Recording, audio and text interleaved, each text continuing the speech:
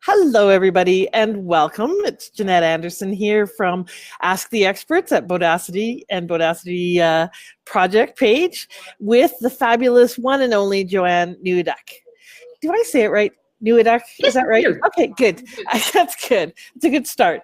So yeah. I've known Joanne for a coon's age, which apparently is quite old and long time. I don't know why coons are, like, I don't know if they live a long time. Do you know why we say a coon's age?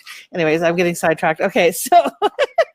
But, we're going to have to look that up. Yeah, we're going to have to look it up now, and I know you will because you're like that. I will. So I know Joanne from when I was doing personal development training, coaching training, mastermind training, joint venture training, various different trainings. We just generally hang out in the same circles. And one of the reasons that I wanted to bring Joanne to you is that she is the hostess with the mostess of something called Fabulous at 50 here in Calgary, Alberta, Canada. Now, she also does a bunch of other things that we'll talk about a little bit, but really, Joanne is one of the people. So there's two things that I want her to kind of talk to you about today.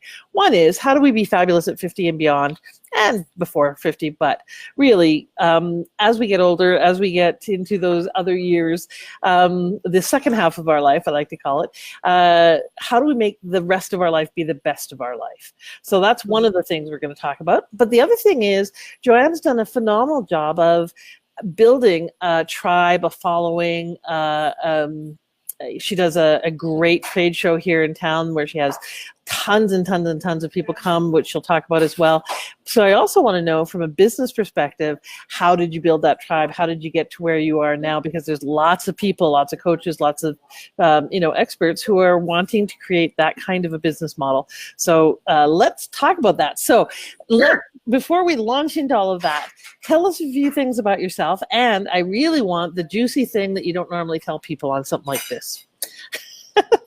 So tell us a little bit about your background, real brief, because we've only got half an hour, so real brief. No, that's true. I'll tell. So my brief is from some of the personal development work that I did, where sometimes you were being my mentor and the facilitator, and sometimes we were being co-classmates, learning, going, what the heck is this all about? Yep.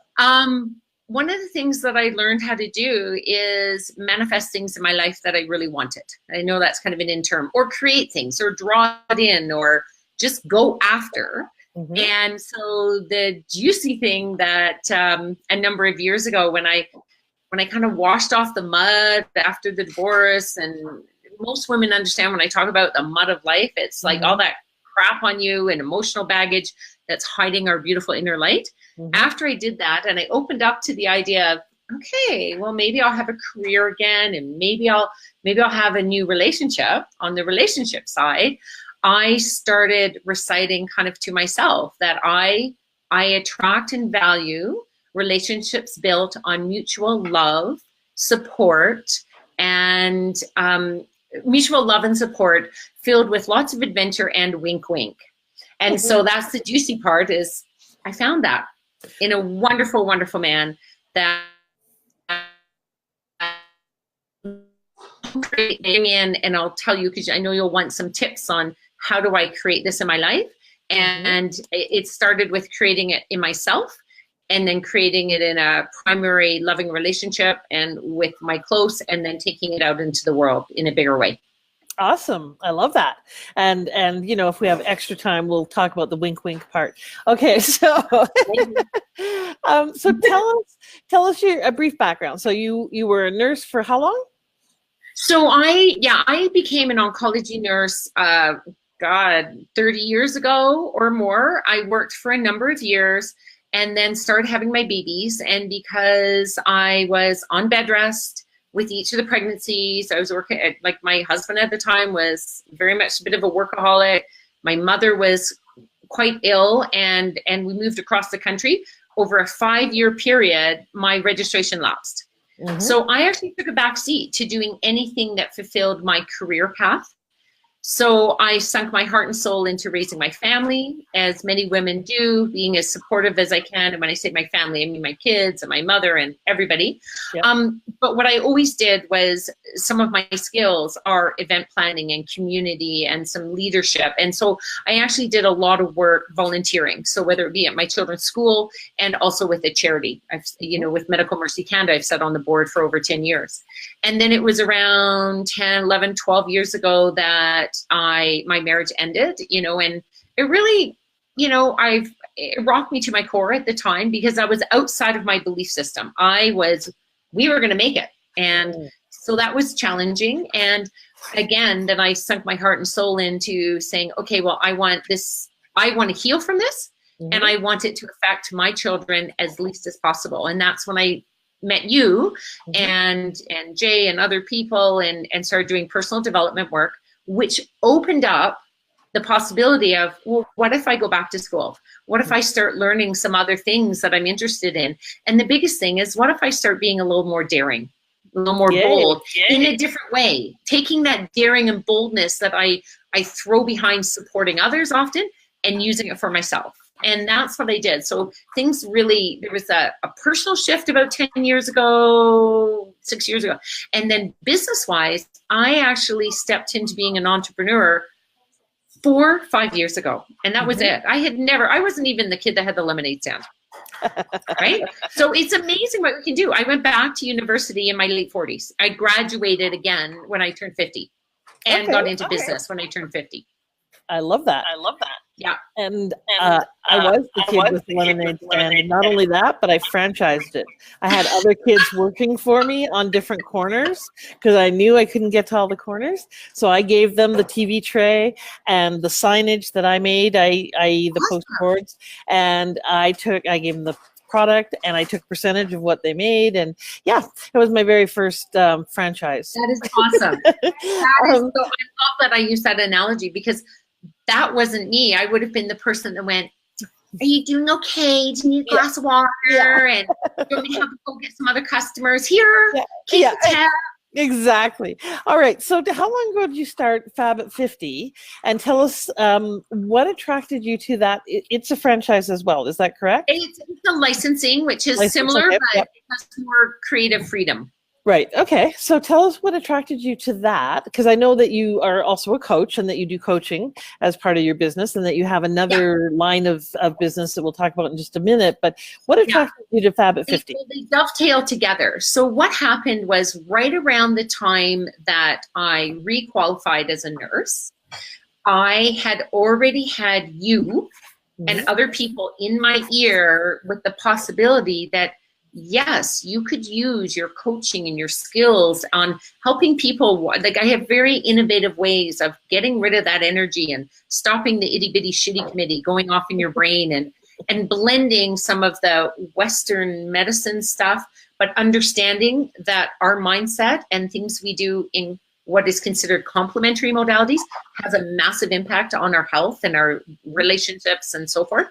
So this dovetails really well into Fab at 50, because what happened was right around the time I was considering, how am I going to blend this together? How am I going to do something in the entrepreneur world? And then I got introduced. I found out about the concept of Fabulous at 50. It was actually started in Edmonton by Diana Bose. And it started off as just a meetup group initially, her just wanting friends to play with. She was divorced at the time, an empty nester, and she just wanted women. And she had such a good message. Other women that were attracted to this, and many of them business women, started saying, well, let's do this bigger, and let's put on an event, and let's, have this trade show or marketplace and convention. So she ran that for a number of years, and right around the time, about 4 or 5 years ago, I guess 5 years ago, she started deciding to license it so that other cities could send it up and have a community director. So a franchise is when you have to do everything exactly the same. Think of something like Tim Hortons. A licensing is, I am licensed to run events under that brand, but I have creative license to do what I want within it. So that it worked really well. So for me, the message at Fab at 50? What is the message of Fab at 50? Fab at 50, the messaging is the goal of it is to educate, inspire, and empower women in their midlife to look at where they are and decide, is this what I want to keep doing? Or let's, you know, in your words, would be kind of take a bold step. So I personally say that women in midlife have much to share with each other in the world. We're really a powerful community. And I know from experience, from my education, from many ways, that when we're in our 50s-ish, I'm going to say ish, because it could be like 45 to 65, when we're in that midlife time, our bodies change, our emotions change, we go through as much transition in our midlife as we do in adolescence. Right? And so it is a time that we want to come together in a community. We want to find other like-minded women. We want to have support when we're becoming the empty nester, or we're deciding to leave that career, and what would it be like if we stepped out into entrepreneur. And that's kind of what happened to me when I found out about Fab at 50 and I met Diana. I thought, this works, because it's something at the time I could do while I could still do some shifts as a nurse, and I could run events.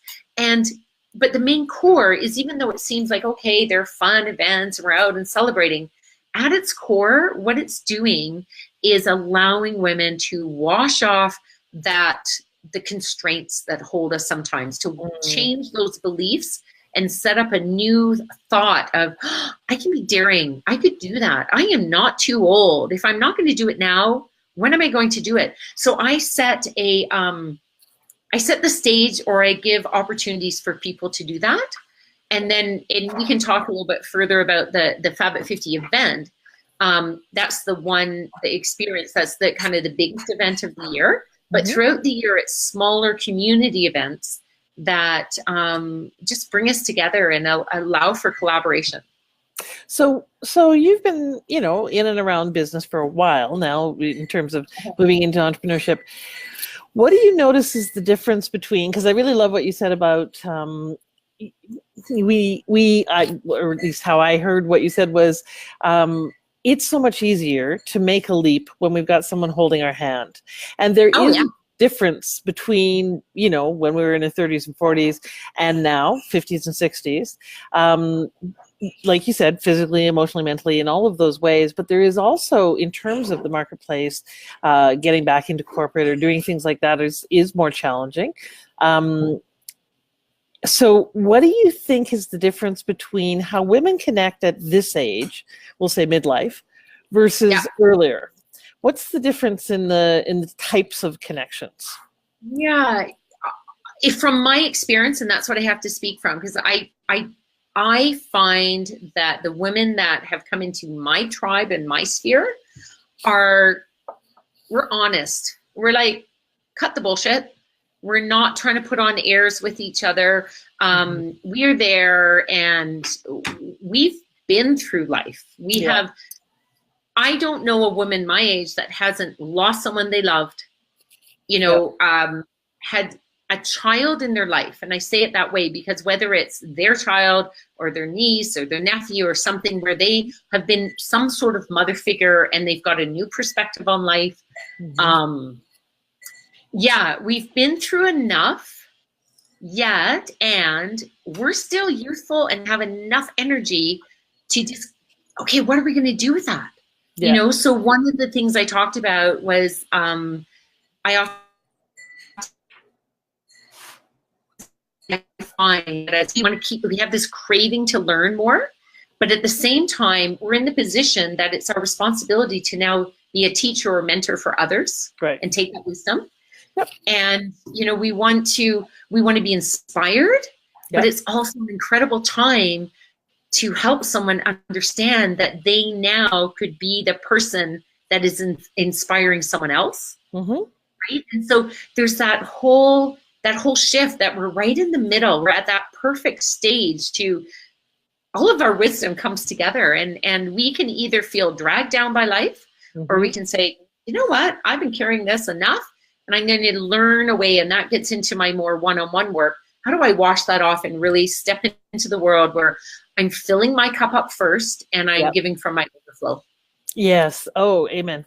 The filling your cup up first and giving from the overflow is something so significant that most women don't get. And even as we get smarter, in theory, that's, I think, the last thing that they kind of figure out is the, me fill first. Let me fill my cup. Oh, And what I find women are not doing is creating a bigger base of support, yes, and getting better at and bigger at I agree. creating and support so that they can build more contribution, build a bigger business, do more in the world.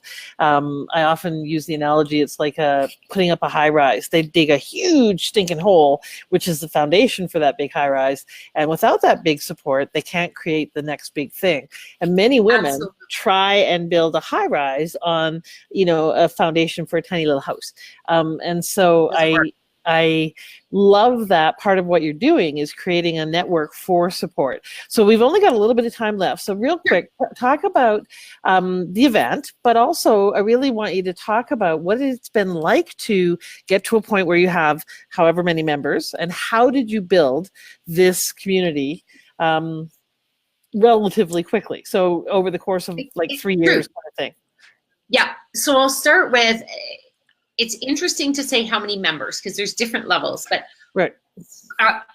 Within Canada, there's like the email list, people that identify and say, hey, I'm part of, whether they're an online basic free member, in the thousands, like in the thousands, 4 or 5,000. Calgary alone, I have built up a good community of close to 1,000 women. Awesome. And Okay. So, yeah, and that's 1,000 women who, not everybody's engaged in everything all the time, but over the exactly. course of, let's say, 3 years, that 3 to Yeah. 4, however long it's been, how did you build up that kind of a community? So what are some of the really So practical, here's the tactical tip. tips? Yeah. Yeah. So one of the things, obviously, you have your social media helped, but it was really going in person as well. So social media, I have my business page in addition to my personal. The page itself doesn't, like, it's a page and it's wonderful to caretake it, but I created a Facebook group that had a message that people identify with, and they can join. You could be in Nunavut and join my business group or my Fab at 50 group. Meetup was a wonderful way, and so I ran in-person events. It's like whether we're going to the pub or we're going out for a hike, or am I running mini workshops? I like to have speakers in and introduce people to new things. But I also went out to events. Like, I show up in community. I don't just sit there and wait for the world to come to me. I go out in person. Mega networker. Yeah, I go out in person. I love people. I genuinely love being around people and enjoy being with them. And so that type of thing, but also just having personal contact. Somebody sends me a message, I send them a personal message back. Right. So actually developing a relationship. It's a radical concept. Okay. So how many networking events do you go to a month on average? It does vary. I would say I'm doing something network-like when I'm building up to an event once a week. And then I sometimes go down to a couple. But the thing is, networking is not always just, I'm going to a business networking. I'm always, like, when I'm at a party, I'm talking with people. I'm not just sitting in the corner, sometimes I just want to have my little glass of wine and leave me alone, but rarely. That's what I do at home. But yeah, I would say that I'm doing something social once a week and getting out there. So in some way to meet people and make them feel welcome, or encourage them, or give them tips on how to take steps in the world. How are you managing the relationship development of 1,000 women? So I know you don't talk to all of them all the time, but how do you develop those relationships? So what is your kind of strategy for growing your tribe in terms of really honing and developing those relationships? Yeah. So one of the Fabulous at 50 trade show, the big one-day event, is one of the best ways to really connect with people, because we have hundreds come out. Like over the day, like anywhere. Well, it was like 200 and 300 and 400. My goal is that we'll have a good 500 women come through. So with that event, what I did was, the first one is I handpicked exhibitors. I would speak to a business and say, you're a really good fit. Would you like to be part of this event? And then I chose some inspirational speakers and some entertainment. And so I created this event. But here's the tip. So if somebody's out there, when you're doing an event, do not think that just because you build it, everyone's going to come. It's hard to get people through the door. Everyone's busy. So I knew it was delusional for me to think I'm going to bring in like 300 people on my first event. I actually brought in about 200, which I think is still pretty good.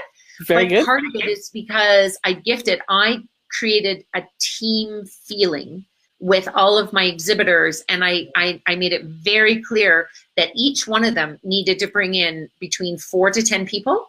And even now, if you think about it, if I have 50 vendors, I actually have more. It's like more like 55. If I have each one of them bring 10, that would be 500 people even before sales.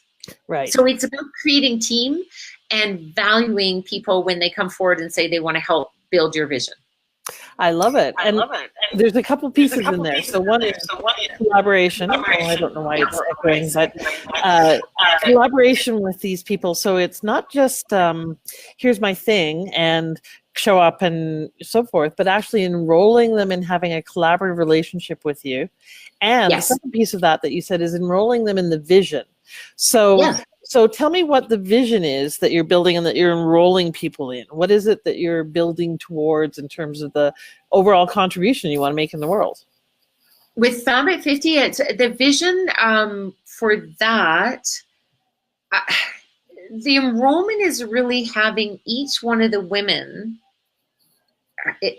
have their own vision. Does that make sense? Like the greater vision is to get every woman who's in midlife to have a vision. That's one of the things I talked about in one of the chapters, one of the books I've been in, was that I realized that it wasn't even so much that I had lost my dreams, is I had forgotten how to dream. I didn't really have a dream. I was just going along, doing life or following someone else's dream. So my vision is that every woman that I come in contact, whether I have a connection with them in person or online or through an email, is that I help her recognize the incredible radiance she has within her own life, whether you call it a fabulous or brilliant light or radiance, that it is possible to wash off that mud. And it's so much easier when you do it in a community of caring, supportive women. So what are some real practical tips for increasing our radiance? So I know that your theme this year for the event is expressing your inner radiance, something like that. What are some real practical ways that women of a more interesting age or this mid-age, what are some ways that we can increase our radiance? Well, interestingly enough, my 3 main cores for my personal, and that what I witnessed in people that I consider, they were kind of unknowing mentors to me. 3 main things. One, and it's out there a lot now, is having an attitude of gratitude. And it's not even just so, oh, I'm thankful for this, I'm thankful. It's actually feeling a deep appreciation for everything we have in our life. I've traveled the world and we have so much. But mostly, and for me, it's appreciation for my relationships. And second, it's being generous with kindness to self, so that we can fill ourselves up and overflow that out into the world. Because if we're not being kind to ourselves, we are not showing up the best we can. So I don't care if you're teaching people how to knit, or you're teaching them neurosurgery or whatever, is we need to be kind to each other, and starting with ourselves. And the third one is about celebration. No matter what goes on in our lives,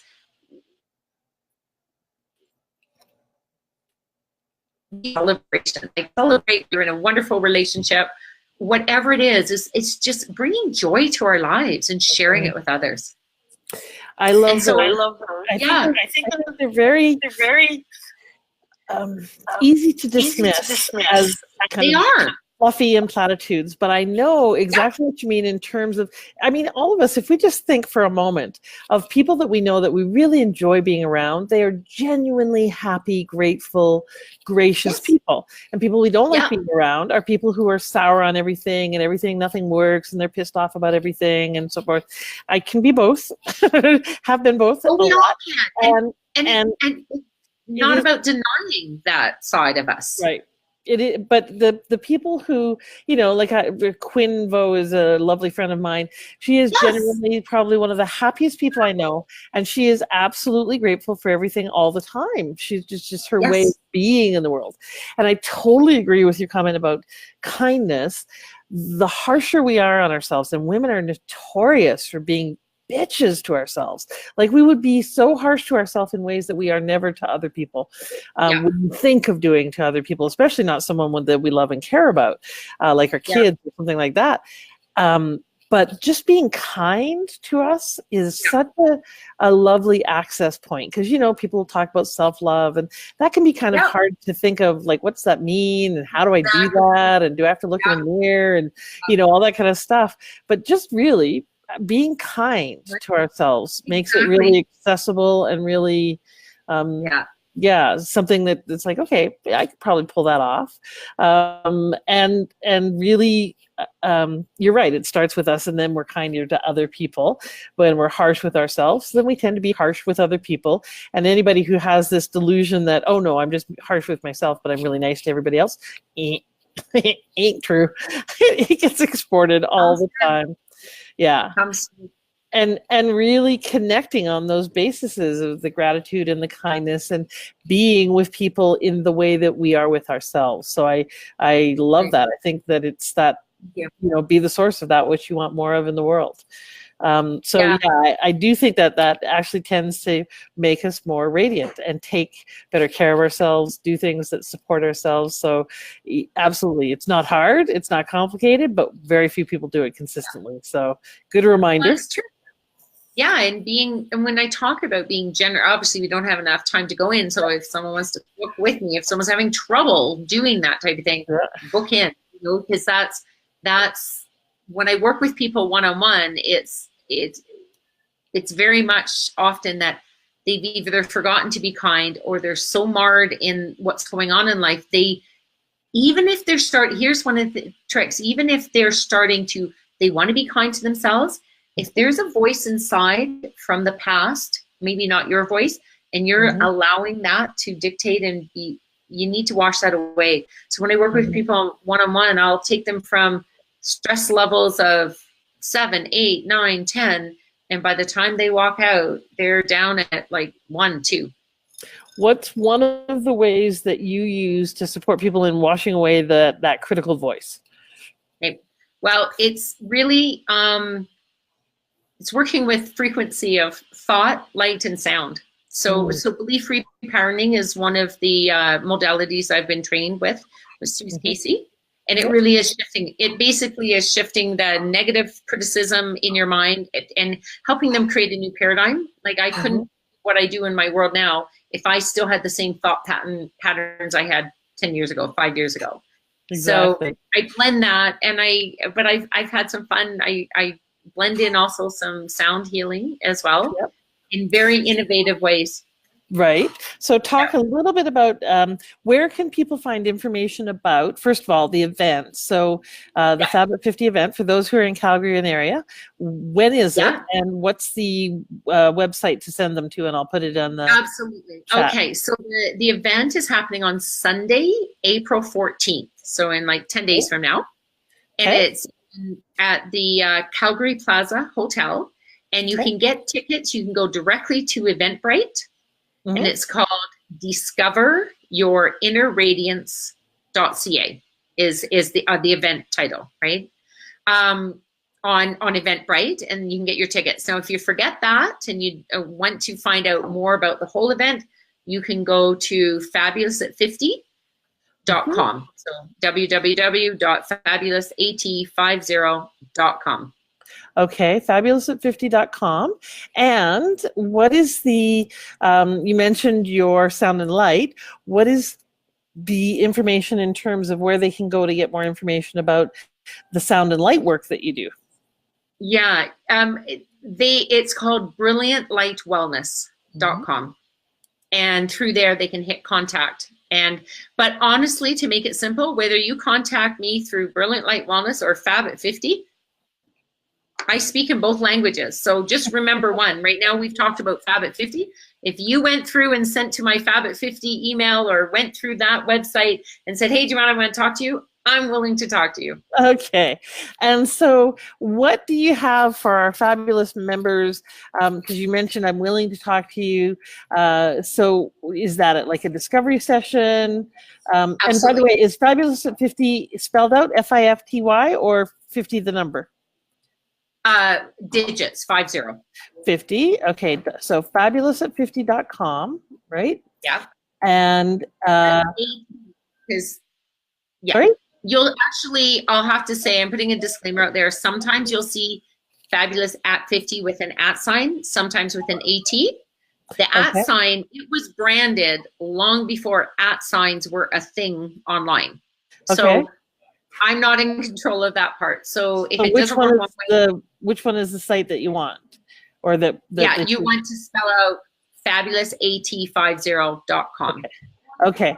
And so what's your email address or the way they would contact you directly if they want to get in touch? Joanne at fabulousat50.com. That's the easiest way to reach me. And if someone's listening and they would like to know more, either they have a business or they're starting out or they think they might be good fit or they want to be attendee, book a call. We'll spend 15 minutes and we'll see how we can best support. Okay, awesome.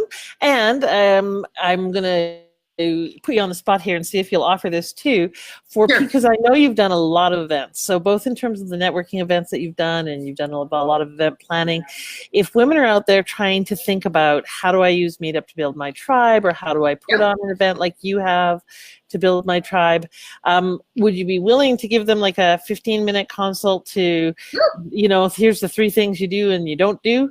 Yeah. Because I know you've got lots of do's and lots of don't do's. Oh yeah. Under your belt. So I will, if they have something going on, I'd happily have a conversation with them and let them know and point them in the right direction. I'm happy to do a laser coach there. Awesome. Thank you. And you can reach her at that email address that I posted in below the video. So Joanne at fabulousat50, AT50.com. And just to kind of wrap us up here, Joanne, I often ask a lot of our guests, because being bodacious and being bold, or having bodacity, is about being bold and making bold leaps. And you've done a lot of that in your life. You encourage that in women a lot. Yep. What was it for you that allowed you to make that leap back into the entrepreneurial field, from being a nurse where you work in hospitals and you're an employee, but not only an employee, you're an employee, of a large institution, institutional thinking, etc. To go from that to being an entrepreneur, what was it within you? How did you access the courage? What did you need to do in terms of your mindset to make the leap for you? Yeah, there's a couple. I was going to say, well, one of them was you. I'll be honest. It was a good push. It was like, hug me when I needed it and kick my ass when I needed it as well. Well, thank you. I appreciate that. Disclaimer. But actually what was interesting is, I would say one of the things I started doing was daring myself to do things that were overcoming my fear. Because I have a saying that you overcome your fear. And when you overcome your fear in one area of your life, it starts to dissipate in others. You can quote me on that one. It's a good one. So I like it. What? So I'm not saying go and do the absolute scariest thing out there. For me, I was terrified of heights. So I took a balloon ride. Yep. I'm terrified of heights, so I dared myself. I, kept up with my kids on a high rope level, and overcoming fear. I've been able. The other part of that. So one is overcoming fear in some areas, and the second one is take a census of what you're good at. I was really good. It didn't scare me at all to be with a charity and say, sure, I'll put on an event. I've been putting on events since I was 16. So I just took that and went, whoop, now I'm going to plop it here. It was scary for me to say, okay, now pay me directly. See, one thing that I found as an employee, I could help people. I could do the exact same job, but somebody else was paying me. I didn't have to take it from that person. Right. So one of the most, what should I say, the most liberating things I ever did was when I got directly paid for a coaching session with someone. Awesome. That was awesome. And then after that, I went, well, wait a minute. I just brought such amazing support to that person. And this is just a fair means of exchange because they are grateful for having that change in their life now. Mm-hmm. So that's the way I did it. I did it through incremental steps. So again, being kind to yourself and kind of kicking your own butt once in a while. And like you said, and doing it with a fun community. Exactly. I was going to say, and I really bet all of those scary things you did, like the balloon ride and the high ropes, you did with other people. So you took those leaps, but you took them while you were holding the hand of someone that you loved and who supported you and who had your back in some ways, right? Yeah. Well, and if I could really quickly say, like a couple of years ago, I was in Mexico with Ron and my daughter and one of her friends, and we did one of these adventure days. And one of the things was you had to climb up this crazy ass tall platform, grab onto a rope, and it was like you swung off. And I was like, ah! And so it would have, I wish I could show you here. It was, I wish someone had videotaped me. It was so comedic because my daughter's so light, he just pushed her off and Ron just leaped off and I go, for me here, but my foot's about 4 feet over, trying to inch my way there. I was like, ah! And then I finally leaped off and did it. And it was exhilarating. And what was beautiful, and this is why I have such a beautiful man in my life, I was laughing at myself when I was just saying, oh my God, I was so scared and so forth. And his comment to me was sincere. And he said, well, you were actually the bravest out of us all. And I'm like, what are you talking about? You guys were just so brave. And he goes, no, we weren't scared because you were scared and you did it anyways. And that's the definition of being brave. Yes, absolutely. Yes, absolutely. Thank you. And thank you. That's great. And on that note, my friend, this has been the fabulous Joanne Neweduk, and you can reach her at Joanne at fabulousat50.com about her upcoming event, about how to get in the game with your own events, how to grow your tribe, and also about her coaching services where she works with light, with coaching, with belief repatterning and other modalities, brings all of her health and wellness wisdom to the forefront, both in terms of Western medicine and her understanding as a nurse, and also all the other things that she's studied from other modalities to really have a very comprehensive perspective and chat with you about who you are, physically, emotionally, mentally, spiritually, and support you in really taking those leaps because she's been there, done that, and is really good at it. So thank you, Joanne, for being here today. It's been a delight to see you again, and I look forward to being at your trade show. Yay! Looking forward to it. It's only $20 for a ticket in advance, and the entertainment from 4 to 5 is so much fun. We have hypnotist Wayne Lee there. So it's worth coming in for the last hour. It'll be great. I look forward to seeing you there. And thanks for being here. And we'll see you soon, everybody. And so take a bodacious leap today. Bye. Bye.